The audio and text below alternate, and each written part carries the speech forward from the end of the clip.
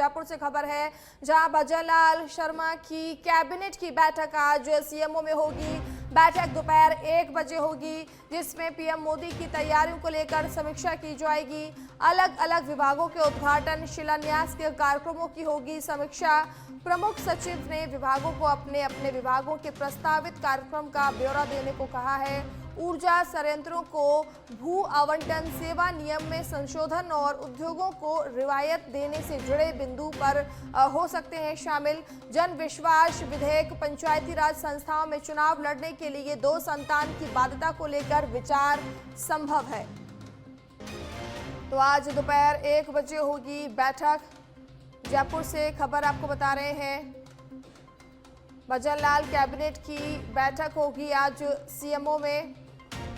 बैठक दोपहर 1 बजे होगी और इसमें तमाम मुद्दों पर चर्चा की जाएगी, जिसमें पीएम मोदी की तैयारियों को लेकर समीक्षा भी शामिल है। अलग अलग विभागों के उद्घाटन, शिलान्यास के कार्यक्रमों की होगी समीक्षा।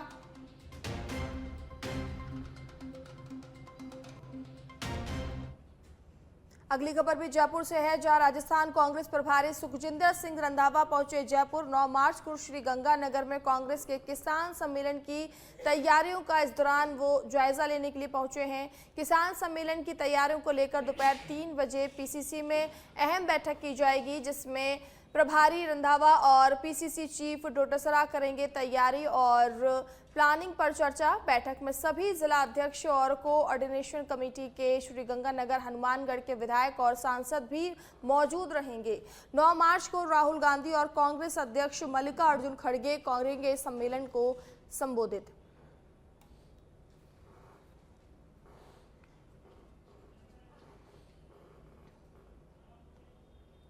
जयपुर में स्कूल शिक्षा विभाग की उच्च स्तरीय समीक्षा बैठक आयोजित की गई है। बैठक की अध्यक्षता शासन सचिव कृष्ण कोलाल ने की है। इस दौरान प्रधानमंत्री के निर्देशों की अनुपालना से जुड़े विभिन्न मुद्दों पर विस्तार से समीक्षा की गई। विद्यालयों में नामांकन अनुपात बढ़ाने और ड्रॉप आउट दर कम करने पर विशेष जोर देते हुए अधिकारियों को ठोस रणनीति अपनाने के निर्देश दिए गए हैं। बैठक में आईटीसी लैब, साइंस लैब और स्मार्ट क्लासरूम की प्रगति पर चर्चा की गई। साथ ही निपुण भारत मिशन के तहत आधारभूत साक्षरता एवं संख्यात्मकता की स्थिति की समीक्षा भी की गई। मिड डे मील व्यवस्था, बालिक शौचालय और अन्य आधारभूत ढांचे को सुदृढ़ करने पर भी फोकस किया गया।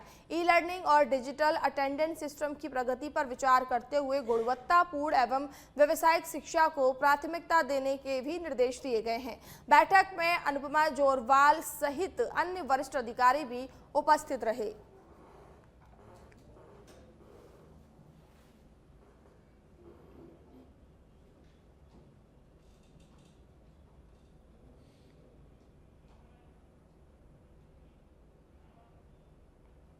थार के रेगिस्तान में विश्व की श्रेष्ठ वायुसेना में शुमार भारतीय वायुसेना ने आगामी 27 फरवरी को आयोजित होने वाले वायु शक्ति 2026 के लिए पोखरण फील्ड फायरिंग रेंज में फुल ड्रेस रिहर्सल का सफल आयोजन किया। राष्ट्रगान के साथ कार्यक्रम की भव्य शुरुआत हुई। आसमान में तिरंगा लहराता हेलीकॉप्टर दिखाई देते ही पूरा वातावरण देशभक्ति के रंग में रंग गया। रिहर्सल के दौरान राफेल लड़ाकू विमान की सुपरसोनिक बूम की गूंज दर्शकों में रोमांचक भर दिया। दो जगुआर विमानों ने सुदर्शन फॉर्मेशन बनाते हुए टारगेट एरिया की ओर बढ़त की और पोखरण की चांदन रेंज में देश भर के 8 एयरबेस से उड़ान भरकर पहुंचे 73 फाइटर जेट्स ने निर्धारित लक्ष्यों पर सटीक प्रहार कर अपनी क्षमता का प्रदर्शन किया। सुखोई 30 MKI ने दुश्मन के रनवे और आतंकी ठिकानों को पलक झपकते ही ध्वस्त कर दिया। जगुआर विमानों ने दुश्मन के रडार और कंट्रोल सिस्टम को निशाना बनाया, जबकि सुखोई ने कमांड एंड कंट्रोल सेंटर पर सटीक हमला किया। स्वदेशी आकाश मिसाइल ने हवा में ही लक्ष्य भेद कर भारत की मजबूत एयर डिफेंस क्षमता का भी प्रदर्शन किया।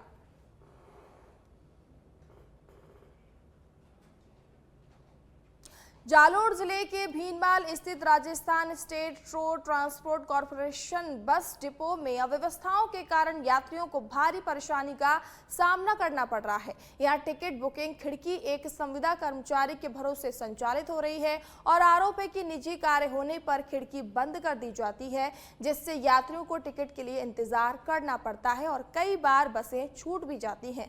गर्मी की शुरुआत के बावजूद प्रतीक्षालय में लगे पंखे दोपहर के समय बंद पाए गए हैं, जिससे तेज धूप और उमस में यात्रियों को बिना हवा के बैठना पड़ रहा है। इसके अलावा बस डिपो परिसर में साफ सफाई का भी अभाव नजर आया। जगह जगह कचरा बिखरा होने से बदबू और असुविधा का माहौल भी बना हुआ है।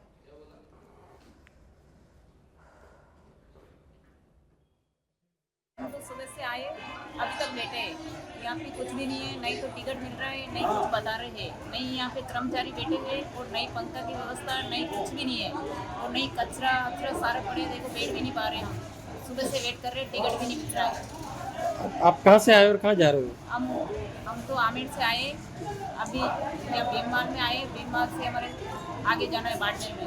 अच्छा। तो अभी कोई गाड़ी भी नहीं है, देख लो। आपको टिकट प्राप्त करने के लिए कितनी परेशानी झेलनी पड़ रही है? करने के लिए मिला ही नहीं, यहाँ खिड़की है तो खुली ही नहीं है। झुंझुनू से आया था, आज झुंझुनू के लिए यहाँ डिपू पहुँचा तो मैंने बार बार किसी को पूछने की कोशिश की।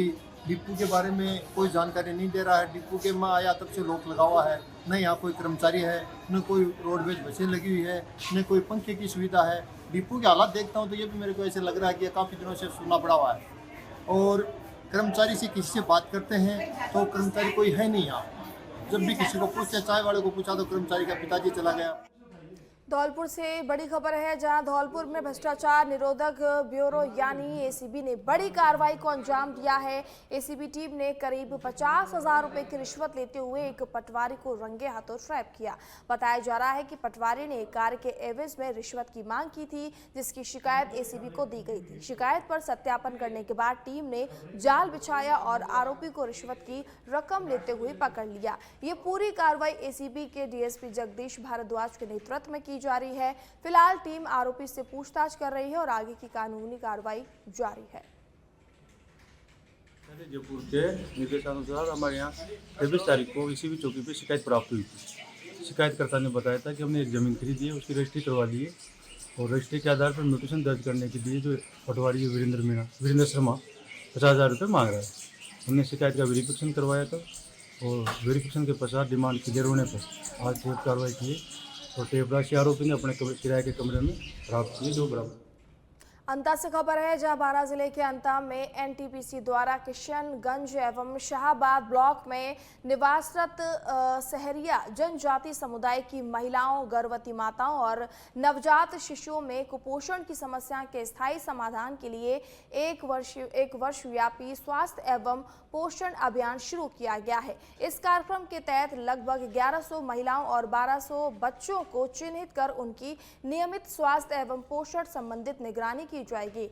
विशेष रूप से गर्भवती महिलाओं के पोषण स्तर की सतत समीक्षा, स्वास्थ्य परीक्षण और आवश्यक परामर्श प्रदान किया जाएगा, जिससे मातृ एवं शिशु स्वास्थ्य को सुदृढ़ किया जा सके।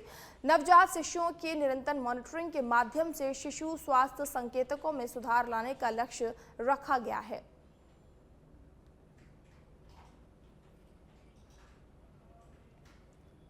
प्रतापगढ़ में आगामी त्योहार को लेकर सुरक्षा व्यवस्था को मजबूत बनाने हेतु पुलिस ने सघन पैदल गश्त की। जिले के पुलिस अधीक्षक बी आदित्य के नेतृत्व में ये गश्त प्रतापगढ़ शहर में की गई, जिसमें गजेंद्र सिंह जोधा, गजेंद्र सिंह राव, शहर कोतवाल शंभू सिंह झाला के साथ आईजी रिजर्व फोर्स के अधिकारी और जवान भी शामिल थे। गश्त के दौरान अधिकारी दल ने शहर के मुख्य बाजार, भीड़भाड़ वाले चौराहों और अन्य संवेदनशील क्षेत्रों का निरीक्षण किया। यातायात व्यवस्था का जायजा लेते हुए अधिकारियों ने मुख्य मार्गों पर अतिक्रमण न करने और दुकानदारों से सहयोग लेने के निर्देश दिए, ताकि त्योहारों के दौरान भीड़ में कोई अवरोध न आए।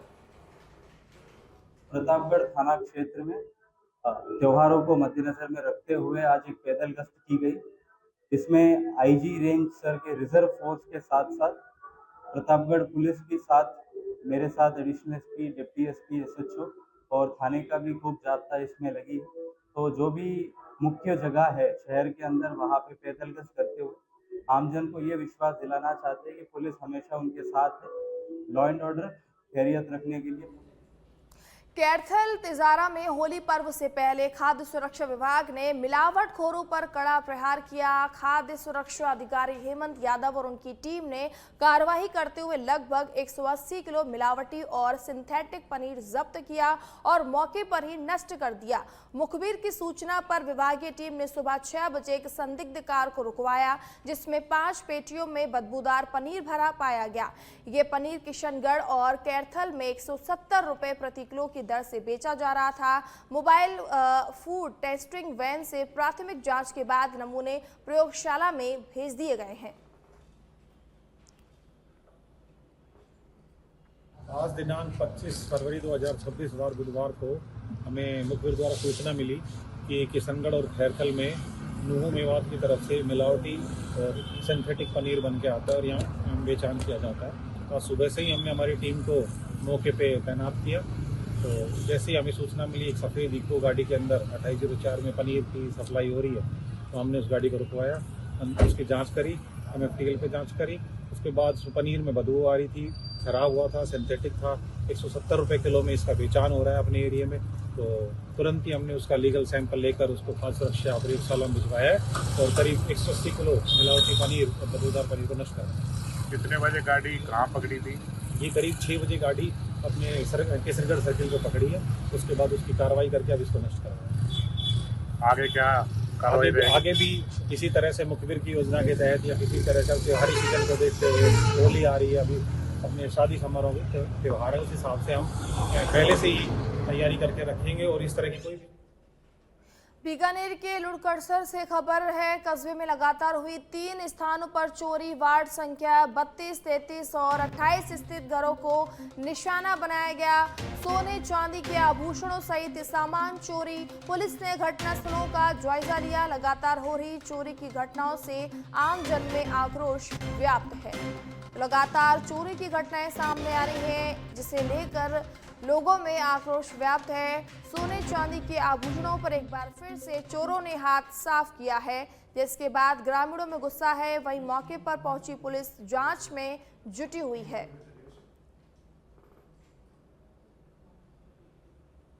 तो आपको बता दें कि लगातार जो है चोरी की घटनाएं बढ़ती जा रही हैं और एक बार फिर लुड़कड़सर में जो है चोरों ने एक घर में हाथ साफ किया है। इस दौरान चोर जो है कीमती सामान, सोने चांदी के आभूषण चोरी कर ले गए हैं, जिसके बाद ग्रामीणों ने पुलिस को सूचना दी है। पुलिस मौके पर पहुंची और जांच कर रही है। वहीं इस चोरी की घटना से लोगों में आक्रोश व्याप्त है। लोगों का कहना है कि लगातार चोरियां जो है बढ़ती जा रही हैं, लेकिन अभी तक पुलिस इन चोरों को पकड़ नहीं पा रही है और एक बार फिर से चोरी की घटना देखने को मिली है। चोरों ने एक बार फिर से किसी और घर को निशाना बनाते हुए सोने के आभूषण चोरी कर लिए हैं।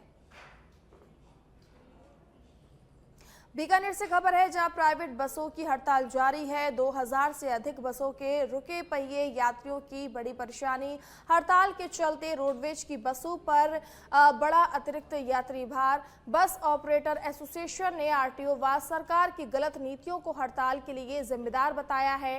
निजी बसों की अनिश्चितकालीन हड़ताल के चलते यात्रियों को काफ़ी ज़्यादा परेशानी हो रही है, जिसके चलते रोडवेज बस पर जो है अब ज़्यादा भार देखने को मिल रहा है। आपको बता दें कि जो निजी बस का संचालन है वो रुका हुआ है, हड़ताल पर बैठे हैं संचालक। झुंझुनू के छुड़ावा क्षेत्र से बड़ी खबर सामने आई है, जहां लकड़ी तस्करों के हौसले इस कदर बुलंद हो गए हैं कि वे कार्रवाई से बचने के लिए सरकारी वाहनों को टक्कर मारने से भी हिचक नहीं रहे हैं। सुबह 4:30 बजे से 5 बजे के बीच अवैध रूप से काटी गई हरी खेजड़ी की लकड़ियों से भरा 4 पिकअप हरियाणा से ले जाई जा रही थी, जिसकी सूचना वन विभाग को मिली। क्षेत्रीय वन अधिकारी संदीप लोयल के नेतृत्व में टीम ने पिलानी रोड स्थित कबूतर खाना बस स्टैंड पर नाकाबंदी की। इस दौरान 3 पिकअप निकलने में सफल रही, जबकि चौथी पिकअप के चालक ने नाकाबंदी तोड़ते हुए सीधे वन विभाग की गाड़ी और बैरिकेड्स को टक्कर मार दी। भागते हुए पिकअप ने 2 अन्य निजी वाहनों को भी अपनी चपेट में ले लिया और सड़क किनारे स्थित एक दुकान का शटर तोड़ते हुए अंदर जा घुसी। रोड पे जैसे ही चढ़ा, एक पिकअप जिसमें लकड़ियां थी, पीछे उसके वन विभाग की गाड़ी थी और जो पीछे आ रही थी। मैंने गाड़ी देख के मेरी गाड़ी साइड में लगा ली। फिर वो गाड़ी इतनी रफ्तार में थी कि मेरी गाड़ी को ठोक के आगे निकल गई। मैं और मेरे पिताजी उस गाड़ी में थे और गाड़ी ने पूरा दरवाज़ा जो है वो कर दिया ख़त्म और फिर वो गोल मार्केट की तरफ चली गई। फिर पीछे 2 वन विभाग के अधिकारी आ रहे थे जिनको मैंने अपनी गाड़ी में बिठा के और उनको उस गाड़ी का पीछा किया गोल मार्केट की तरफ, और वहाँ पे गोल मार्केट में करीब 50 से 70 मीटर की दूरी पे पिकअप एक दुकान के शटर में जाके लगी हुई थी। उसने शटर फाड़ दिया और ड्राइवर वहाँ से भाग गया। जो गाड़ी वन विभाग वाली उसके पीछे थी, उसमें के अधिकारी उसके पीछे भागे और उसको पकड़। सुबह 5 बजे करीब हमने यहाँ पे नाकाबंदी की कबूतरखाना बस स्टैंड के पास। 4 पिकअप आ रही थी, उनको रुकने का इशारा किया, जिसमें 3 पिकअप तो भाग गई। चौथी गाड़ी को रुकने का इशारा करके इसने गाड़ी को हमारी टक्कर मार के भागने का प्रयास किया। भागने के प्रयास के दौरान ही इसने 2 अन्य गाड़ियों को भी टक्कर मारा। उसके बाद में इसका लगातार पीछा किया तो किसी दुकान पे टकरा के रुक गई। पूछताछ करने पे इसने अपना ये खेजड़ी की लकड़ियां भरी हुई थी, हरियाणा ले जाना इसने बताया।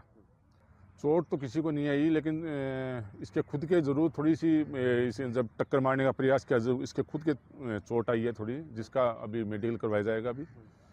और अभी राजस्थान वन अधिनियम 1953 की धारा के अंतर्गत इस पर कार्रवाई की जा रही है और पुलिस थाने में इसके खिलाफ मुकदमा दर्ज करवाया जाएगा। हम 4 लोग थे गश्त के दौरान।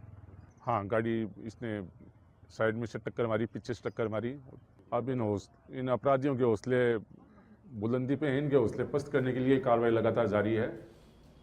अगली खबर झुंझुनू से है, जहां बोहाना पंचायत समिति की ग्राम पंचायत कलाखरी के राजकीय उच्च माध्यमिक विद्यालय में जिला कलेक्टर डॉक्टर अरुण गर्ग की अध्यक्षता में रात्रि चौपाल का आयोजन किया गया।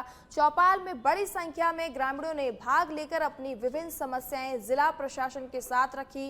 रात्रि चौपाल के दौरान जिला कलेक्टर डॉक्टर गर्ग ने ब्लॉक स्तरीय अधिकारियों को आम जन की समस्याओं का प्राथमिकता के आधार पर समयबद्ध निस्तारण सुनिश्चित करने के निर्देश दिए। उन्होंने कहा कि प्रशासन का मुख्य उद्देश्य ग्रामीण क्षेत्र में पहुंचकर लोगों की समस्याओं को मौके पर सुनना और उनका प्रभावी समाधान करना है। चौपाल में पेयजल, विद्युत आपूर्ति, सड़क मरम्मत, सामाजिक सुरक्षा योजना और राजस्व संबंधित प्रकरणों से जुड़ी शिकायतें प्रमुख रूप से सामने आई हैं। इस पर जिला कलेक्टर ने संबंधित विभागों के अधिकारियों को मौके पर ही आवश्यक दिशा निर्देश दिए और लंबित प्रकरणों की समीक्षा कर शीघ्र कार्रवाई सुनिश्चित करने को कहा। कार्यक्रम में विभिन्न विभागों के अधिकारी एवं कर्मचारी उपस्थित रहे।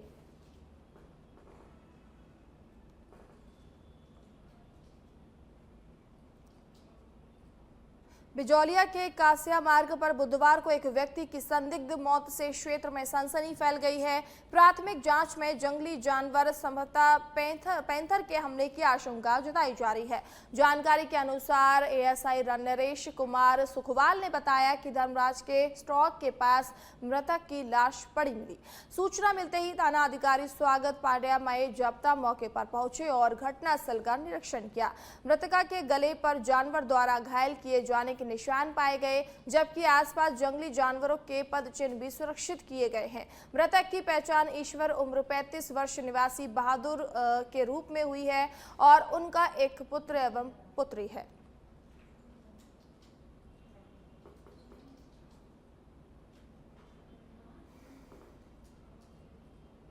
अगली खबर किशनगढ़ से है, जहां हाईवे पर ट्रक में तेल को लेकर ड्राइवर और मैकेनिक के बीच में झगड़ा मच गया, जिससे ट्रक बीच सड़क पर खड़ा हो गया और हाईवे पर लंबा जाम लग गया। मामला नसीराबाद पुलिया के पास हाईवे क्षेत्र का है, जहां रुपयों के लेन देन को लेकर दोनों पक्षों में विवाद हुआ। झगड़ा मारपीट तक बढ़ गया और गुस्साए चालक ने गाड़ी रोककर सड़क पर ही खड़ा कर दी। इससे वाहनों की लंबी कतारें लग गई और यातायात बाधित हो गया। मदनगंज थाना पुलिस ने तुरंत मौके पर पहुंचकर स्थिति को नियंत्रण में लिया और ट्रक हटवाकर यातायात सुचारू करवाया। झुंझुनू जिले के नवलगढ़ कस्बे में धुलंदी के अवसर पर निकलने वाले तो हाईवे पर ट्रक में तेल को लेकर विवाद देखने को मिला। ड्राइवर और मैकेनिक के बीच में झगड़ा हो गया, जिसका वीडियो भी अब सामने आया है। झगड़े के दौरान हाईवे पर लंबा जाम भी देखने को मिला। तो हाईवे पर ट्रक में तेल को लेकर विवाद देखने को मिला, जिसके चलते जो है लोगों को भी और परेशानियों का सामना करना पड़ा। हाईवे पर लंबा जाम देखने को मिला, जिसका वीडियो भी अब सामने आया है। तो अगली खबर जयपुर से है। जयपुर से बड़ी खबर, 4th ग्रेड भर्ती में एक अभ्यर्थी से जुड़ी ओएमआर विवाद से संबंधित खबर। 1 महीने के अंतराल में अभ्यर्थी द्वारा दी गई 2 परीक्षा अंतर आने के बाद खड़े हुए सवाल। दीपक सैनी नाम के अभ्यर्थी की ओएमआर को लेकर सोशल मीडिया पर लगे हैं गंभीर आरोप। सोशल मीडिया पर ओएमआर बदलने जैसे आरोपों के बाद उठे बोर्ड पर सवाल। सच बेधड़क ने की इस पूरे मामले की पड़ताल, तो निकल कर आई सामने सच्चाई। वीडियो की परीक्षा में करीब 25% अंक आए दीपक के। वहीं दीपक द्वारा किया गया 4th क्लास भर्ती में शानदार प्रदर्शन। 1 महीने के भीतर अंदर दोनों परीक्षा में अंतर आने से सोशल मीडिया पर ओएमआर शेयर पर उठे सवाल। सच बेधड़क ने दीपक सैनी से इस पूरे मामले पर किया संपर्क, तो इसके पीछे की कहानी निकल कर आई कुछ और सामने।